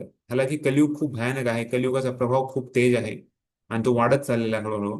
पण तरी पण भक्ती या कलियुगाच्या प्रभावापासून म्हणजे भक्तीला काही बाधा येऊ शकणार नाही जर आपण प्रामाणिक राहिलं तर, आपण भगवंताला प्रार्थना केली तर. तर आणि खास करून भक्तांचा संघ, साधू संघ, भक्तांचा संघ घेणे. आणि जे काही आपण खातो ते पहिले भगवंताला नैवेद्य भोग दाखवणे. तर अशा प्रकारे आपण हे या गोष्टीद्वारे आपण या भौतिक जगाच्या प्रभावापासून आपण परे जाऊ शकतो. तर इथे अर्जुनाला सांगतायत की सगुणान समुद्रान ब्रह्मभूया कल्पते, तर तुम्ही ब्रह्मभूतीची प्राप्ती करू शकता. तर उदरवेगम, तर त्याच्यामध्ये पण सांगितलंय कशा प्रकारे आपल्या पोटाचे आजार. तर जेव्हा आपण जास्त अति खातो आणि जे आपल्याला अनावश्यक आहे अशा आवश्यक गोष्टी खाल्ल्या पाहिजे, जसं मी सांगितलं 50% तर जेवण करायलाच पाहिजे. पण जेव्हा आपण जास्त खातो तेव्हा एकतर म्हणजे ते आपल्याला एकतर पचन नाही झालं तर पुन्हा त्याला वेळ जातो आणि आपली शक्ती जाते. तर हे खूप महत्त्वाचं, त्यामुळं अत्याहार टाळणं खूप महत्वाचं आहे. त्यासाठी सांगितलंय की फक्त प्रसाद खाणे आणि जसं एकादशी आणि जन्माष्टमी अशा प्रकारच्या सणांचं पालन करणे. उपस्थ वेगम जे जनेंद्रिय त्याच्यावर उदर आणि उपस्थ जनेंद्रिय त्याच्यावर संयम ठेवण्यासाठी सांगितलं की अनावश्यक भोग करण्याचा वृत्ती टाळली पाहिजे. म्हणजे जसं प्रभुपाद सांगतात की फक्त संतती निर्मिती करण्यासाठीच आपण कामभोग कोणी करताय. जर अनावश्यक जर कामभोग करत असेल तर तो ऍक्च्युली तो जसं सांगितलंय प्रभुपाद भगवान सांगतात की म्हणजे भगवंत काय करायचं आहे आणि कोण कसं असलं पाहिजे तर ते ते ते पण ते सांगतात की म्हणजे जर कोणी संतती कृष्ण भावनामध्ये संतती निर्माण करण्यासाठी जर कोणी हे करत असेल तर ते मी आहे म्हणतात. धर्मविरुद्ध कामोस्मी. तर जो धर्माच्या विरुद्ध जातोय काम करणं म्हणजे जर आपण भगवंताच्या भक्तीमध्ये असताना गुरुच्या आशीर्वादाने आपण जेव्हा कोणी लग्न करते आणि धार्मिक वृत्तीनं राहत आहे आणि भगवंताच्या भक्तीसाठी संधी निर्माण करण्यासाठीच फक्त हे करत तर ते स्वीकारलं जाते. पण जर कोणी भोग करण्याच्या ह्याच्यामध्ये फक्त ह्याच्यासाठी त्याच उद्देशासाठी जर कोणी हे केलं असेल तर मग ते अयोग्य आहे. त्यासाठी सांगितलंय की दोन प्रकारच्या गोष्टी सांगितल्या आहेत भक्तिवेदांत ठाकूरांनी. अं, जे उपस्थ वेग दोन प्रकारचे सांगितले. तर एक तर शास्त्रामध्ये दिलेलं आहे अं, अं, जे योग्य आहे शास्त्रामध्ये कशा प्रकारे कृष्ण भावनामध्ये संधी मिळवण्यासाठी जो कोणी करतोय तर ते योग्य आहे. पण जे अयोग्य जे जे सांगितल्याप्रमाणे जो संधी निर्माण करण्यासाठी नसेल करतो ते आपण टाळणं महत्वाचं आहे. आणि शेवटचं याच्यामध्ये सांगतायत आपण जे वाचले तेच बघत आहो मी. तर तर तीन प्रकारचे वेग सांगितले शारीरिक दृष्ट्या. एक तर जिव्हा वेगम उदर वेग आणि उपस्थ वेग. तर हम्म, तर हे एकाच लाईनमध्ये आहे. जर आपण बघितलं तर बघतो आपण जिव्हा आहे आणि आपलं पोट आहे आणि जनेंद्रिय तर हे तिन्ही एकाच लाईनला आहे. त्याच्यामुळे सगळ्यात महत्वाचं आहे की आपल्या जिव्हेला संयम ठेवणं. जिव्हेवर संयम ठेवलं तर बाकी दोन इंद्रिय आहेत तर त्याला संयम ठेवण्यासाठी मदत होते. ते ऑटोमॅटिकली होऊन जातं. तर त्यामुळं आपण फक्त प्रसाद खाण्याची इच्छा ठेवली पाहिजे. आणि जसं सहा रस पण आपण बघितले तर एखाद्या पण रसाने जर आपण उद्वेग झालं तर ते मग आपल्या जिभेला असंयमित करतं. आणि जिवा जर असंयमित झाली तर मग उदर आणि उपस्थ पण असंयमित होणार. त्यामुळं फक्त भगवंत प्रसाद खाल्ला तर मायाच्या प्रभावापासून आपण टाळू शकतो. तर त्यासाठी कृष्ण भावनामृत भक्ती करणे सेवा करणे गुरुच्या अध्यक्षतेखाली आपण राहणे हे महत्वाचं आहे. आणि शेवटचं जे बघितलं त्याच्यामध्ये जगदानंद पंडितांनी प्रेमविवृत्तमध्ये सांगितलं कशा प्रकारे वैराग्य लोकांनी काय पालन केलं पाहिजे कशा प्रकारे व्रतचं पालन केलं पाहिजे. त्यामध्ये ते लिहितात की निरर्थक गोष्टींचा वार्ता करणे हे अयोग्य आहे. खास करून भौतिक गोष्टी आणि अं, अं, वैरागी लोकांना स्वप्नामध्ये पण स्त्रियांच्या बद्दल विचार नाही केला पाहिजे.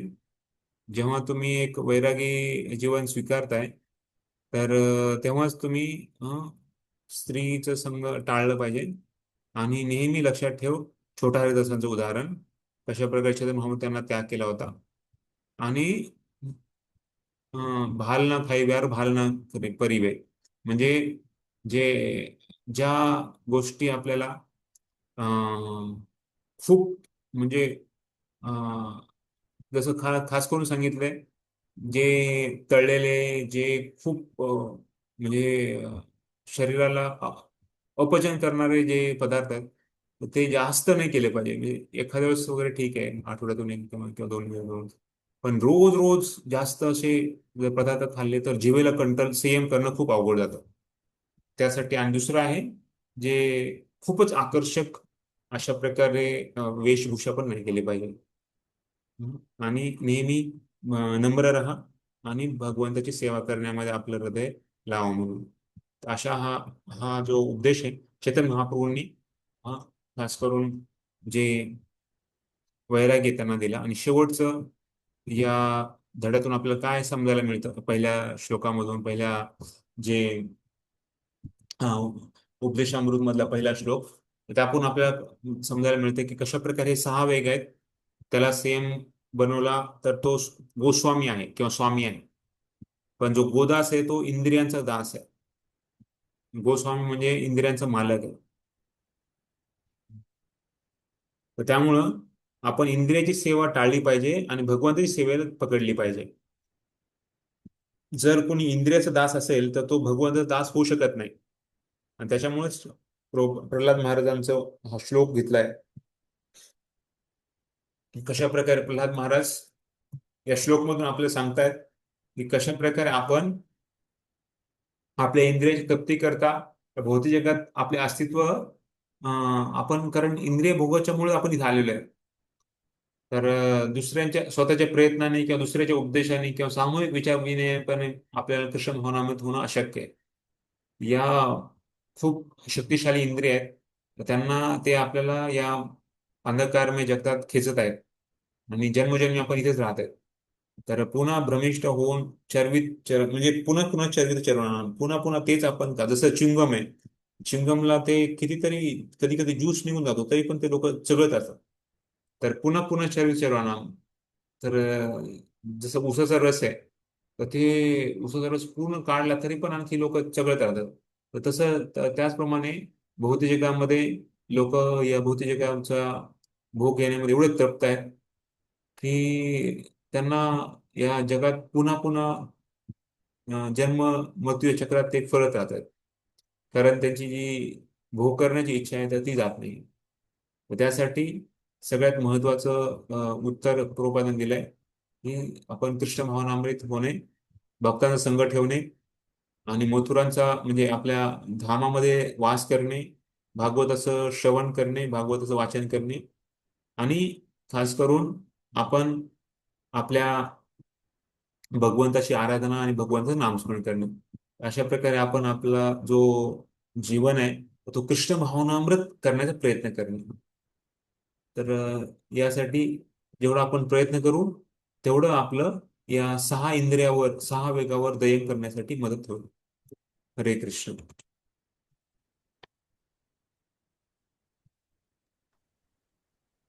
कोणाला काही प्रश्न आहे का?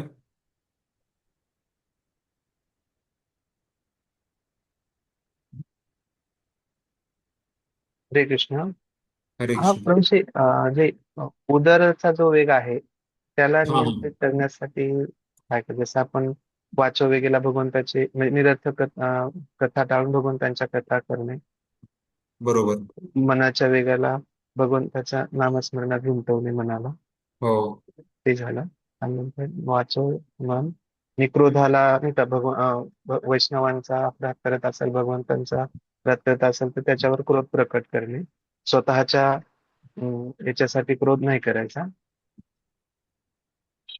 आणि जो करेक्ट. हा जे सांगितलं होतं तुम्ही की जिव्हावेग भगवंताचा प्रसाद आपण ग्रहण करून जिव्हावेग पण कंट्रोल करू शकतो, पण उदरचा वेग आहे तो कशाने कंट्रोल आणि होणार? फास्टिंग सांगितलं ना, उपवास, जसं आपण वेगवेगळ्या समारंभाला उपवास करतो. ओके. हा, खास करून जे उदर आहे म्हणजे जे पोट आहे, तर त्याचे जे वेगवेगळे वेग आहेत त्याला सेम करण्यासाठी सांगितलंय की आपण उपवास करणं महत्वाचं आहे. तर वेगवेगळ्या क्षणावर सणावर उपवास करणे, एकादशीला वगैरे. तर यावर आपण उदरावर आपण वेगावर संयम करू शकतो. आणि उपस्थ वेगामध्ये जे कृष्ण भावनामृत संतती निर्माण करण्यासाठी, जीवा वेगामध्ये आपण फक्त कृष्ण प्रसाद खाणे. ठीक आहे. वाचो वेगामध्ये फक्त भगवंता संबंधीच कथा करणे किंवा भगवंता संबंधीचेच ग्रंथ वाचन करणे. आणि तर वाचोवेगम आणि जिव्हावेगममध्ये काय फरक आहे त्याच्यामध्ये सांगितलंय. वाचोवेगम जे आहे तर त्याच्यामध्ये आपण बोलण्याच्या संबंधित आपण वेग आहे. जसं आपण निरर्थक बोललं नाही पाहिजे किंवा आपल्या ज्या भौतिक गोष्टीबद्दल जास्त बोललं नाही पाहिजे. कारण ते आपला टाइम जात आहे, आपलं मन त्याच्यामध्ये जात आहे, आपला जो आध्यात्मिक जो फोकस व्हायला पाहिजे तो फोकस राहत नाही. आणि त्यामुळे मग आपण दुसऱ्याच्या टंगाटवाळ्या करणे किंवा दुसऱ्यांना कमी लेखणे, दुसऱ्यांना चुका शोधणे ह्याच्यामध्ये जातं. त्याच्यामुळे आपल्याला जे आपले जे बोलण्याची जी वृत्ती आहे ती भगवतमय करण्याचे प्रयत्न केले पाहिजे. भगवंताबद्दलचे जे विषय बघितले बोलले पाहिजे, भगवंताचं नामस्मरण केलं पाहिजे. जिव्हावेगामध्ये काय आहे की हे आपली जी जिव्हा आहे, जिवाबद्दल सांगितलेलं आहे. जिवेला वेगवेगळ्या जे वेगवेगळे पक्वान्न खाण्याची इच्छा आहे, जे खूपच म्हणजे आपल्या जनेंद्रियाला असं असंही होतं म्हणजे सेम करण्यासाठी. तर अशा प्रकारचं अन्न आपण कमीत कमी घेतलं पाहिजे, टाळलं पाहिजे. जे प्रसाद नाही ते तर टाळलंच पाहिजे. पण जे आपल्या जनेंद्रियाला घातक होऊ शकतं किंवा आपल्या उदराला घातक होऊ शकतं त्या प्रकारचं अन्न आपण कमी केलं पाहिजे. कारण आपल्याला जीवा सांगते की हे खा ते खा, ते नाही ते चांगलं, हे चांगलं, हे चांगलं आहे ते चांगलं नाही. पण हे चांगल्या आणि हे खाल्ल्यानं ते खाल्ल्यानं आपल्याला ते पुढं नंतर आपल्या जनेंद्रियाला आणि आपल्या उदराला ते प्रॉब्लेम करणार आहे. त्याच्यामुळं आपण फक्त प्रसाद खाल्लं पाहिजे पहिली गोष्ट. आणि आपल्या जिभेला जर सेम ठेवलं आणि या प्रसादाला फक्त प्रसाद घेतला तर आपल्या दोन्ही इंद्रियाला सेम ठेवणं सोपं सोपं जातं. त्यामुळे याच्यावर ध्यान देणं खूप महत्वाचं आहे. ठीक आहे ना? ठीक आहे, थँक्यू. पुन्हा जर काही प्रश्न असेल तर विचारू शकता या 6 वेगाबद्दल जो प्रवचन सांगितलं.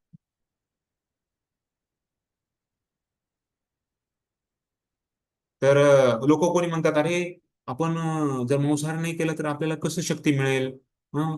आपण मांसाहार नाही केला तर म्हणजे लोक पहिलवान असतात ते लोक खूप मांसाहार करतात वगैरे वगैरे. तर हत्ती हत्ती सात्विक आहे का राजसिक आहे का तामसिक आहे? कुठलं अन्न खातो तो हत्ती? राजस तो गवत सात्विक खातो. सात्विक गवतच खातो. हा, गवत गवत खातात. खातो. त्याने कधी ऐकलंय बघितलं, आणि पण त्याचं किती किती मोठमोठ्याल्या वस्तू उचलतोय. बरोबर आहे की नाही? तर त्यामुळं त्याला पण भगवाने शक्ती दिली आहे. झाडांना उचलतोय तो सोंडीमध्ये. तर त्याच्यामुळं लोकांच्या मनोवृत्त्या त्याच बदललेल्या त्या. पहिले लोक नाही खायचे का? तर ही चुकीची धारणा लोक बघून बघतात आणि त्या कल्पना ते सोडत नाही. तर त्यामुळं आपण अं, आहार शुद्ध ठेवला पाहिजे. सत्वशुद्धी आपली सात्विक इच्छा, आपली जी विचार करण्याची भावना ती सात्विक राहील. आणि मग आपलं जे राहणीमान वगैरे ते स्वच्छ राहू शकते. त्यामुळे आपल्याला हे खूप महत्वाचं सात्विक प्रकारचं अन्न खाल्लं पाहिजे. आणि अं, जे आपल्याला भक्तीसाठी पोषक राहील. जे आपण अत्याहार करतो तर मग ते आपल्याला आळसपणा येणे आणि मग वेगवेगळे आजाराचं उत्पन्न करते. तर आपली जी सेवा करण्याची वेळ होता, भगवंताचं स्मरण करण्याची जी शक्ती होती, तर त्याच्यामध्ये कमीपणा येतो अत्याहार केल्यावर. तर त्याच्यामुळं हे खूप महत्वाचं. त्यामुळे हे 5 अंगाची भक्ती सांगितलेली आहे. साधू संग, नामसंकीर्तन, भागवत श्रवण, मथुरावास आणि मूर्तीची सेवा, मूर्तीला श्रद्धावान सेवा. तर ह्या प्रकारच्या 5 आपण भक्ती केल्या तर आपल्याला या वेगापासून आपल्याला मुक्ती होऊ शकते. तर त्यामुळे नेहमी आपल्याला लक्षात ठेवायचं आहे की भक्तीला काय अनुकूल आहे आणि भक्तीला काय प्रतिकूल आहे. तर तशा प्रकारचंच आपण केलं पाहिजे. तर आपल्या म्हणजे उदराला पण आपण ट्रेन करायचं की आपल्याला हे नाही, मला जास्त खाल्ल्यानं मला जर हे होत असेल तर मी एक जेवढं लागणार आहे तेवढंच खाणार. आणि आपल्या वैष्णव संप्रदायामध्ये खूप काही सण असतात, त्याला सांगितलेलं आहे दुपारपर्यंत उपवास करायचा आहे, संध्याकाळपर्यंत उपवास करायचा आहे, रात्रीपर्यंत उपवास करायचा आहे. किंवा आता भीम एकादशी, निर्जल एकादशी आहे. निर्जल एकादशी तर तो खूप म्हणजे असंही होतं. पण ऍक्च्युली ते आपल्या भक्तीला पोषक असेल, आपण ते करायचा प्रयत्न केला पाहिजे. हं. आणि ते मांसाहार आपल्या ह्याच्यासाठी चांगलं नाहीये. आपलं जे इंटेस्टाईन आहे, तर ते आतडे आहेत, ते त्यासाठी नाही बनलेले. आपले छोटे आहे, त्यांचं मोठं आहे. स्मॉल इंटेस्टाईन, लार्ज इंटेस्टाईन जे आहे, तर ते बाकी जे बाकी जे सिंह आहे किंवा बाकी जे टायगर आहे, तर त्यांना त्यांचे ते लगेच ते बाहेर काढू शकतात. पण आपल्या याच्यामध्ये तशी सोय नाहीये. त्यामुळं त्याचा खूप आजार पुढे त्यांना भयानक होणार आहे जेव्हा संसार करतात त्यांना. तर त्यासाठी हे सगळं विचार केला पाहिजे. आणि हे विचार करण्यासाठी आपल्याला जवळ भगवंतानी एवढं मोठं बुद्धी दिलेली आहे. तर त्यामुळे अंजनेंद्रियचा दोनच हे आहे. एक तर आपलं मूत्र पास करण्यासाठी आणि जे कृष्ण भावनामुळे संगती निर्माण करण्यासाठीच त्याचा वापर केला पाहिजे. जे निरर्थक गोष्टी करतात त्याला पण खूप त्याचा परिणाम भोगावा लागतो. तर अशा प्रकारे आपण या 6 वेगावर आपण आपला प्रयत्न करायचा आहे की आपण कसं या याच्यावर आपण जर विजय मिळवला, प्रयत्न केला तर प्रयत्नार्थी परमेश्वर, त्याप्रमाणे आपण या वेगावर गुरुच्या आशीर्वादाने, भक्तांच्या आशीर्वादाने आपण प्राप्त करू शकतो. तर एक प्रश्न आहे याच्यावर आपल्याला जो लिहायचा आहे त्याच्याबद्दल मी जे सांगू इच्छितो की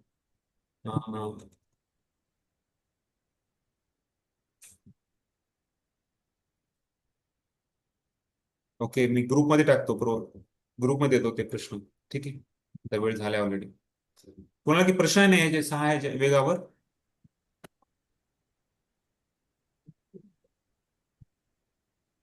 ठीक आहे. नाही पहिला प्रश्न आहे.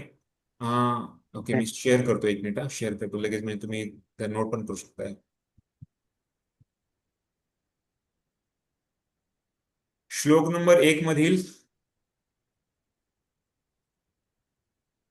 संदेश व उदाहरणाच्या आधारे तुम्ही स्वतः तुमच्या इंद्रियांना कसे नियंत्रित कराल याचे सविस्तर वर्णन करा. हा पहिला प्रश्न आहे. तर हा पहिला प्रश्न आपल्याला असणार आहे.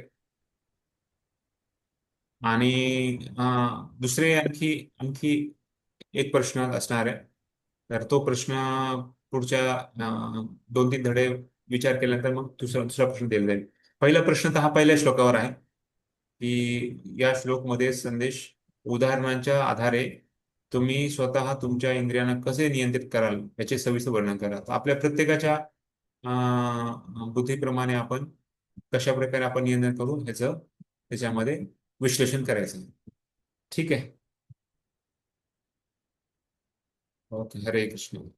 शिवदेशामृत की जय. हे खुले पुस्तक जय. परीक्षेसाठी प्रश्न होतात. प्रश्न आहे. हा. ओके, जे 2 प्रश्न असतात. तर एक पहिला प्रश्न आहे हा. दुसरा प्रश्न मी सांगतो आता, तो लगेच सांगत नाही, पण हा पहिला प्रश्न तर तुम्ही आता लगेच त्याच्यावर चालू करू शकता विचार करायला. ठीक आहे. जी जी. प्रभूजी, ग्रुपवर टाकलाय ना हा तुम्ही? ठीक, ग्रुपवर टाकतो. ओके, ठीक ओके, हरे कृष्ण. शिवदेशामृत की जय. स्वरूप गोसाई पाद की जय. श्री की प्रभुपाद जय. की जय. गौर भक्तवृंद की जय. जय. हरे जय. हरे कृष्णा. हरे कृष्णा. सचिन नंदन भगवान प्रभूजीने खूप सुंदर आपल्याला 6 वेगाबद्दल वर्णन केलेलं आहे. हरे राम, हरे राम, हरे राम. प्रभूजींचं पण आपण एक वेळेस धन्यवाद करूया. हरे कृष्ण.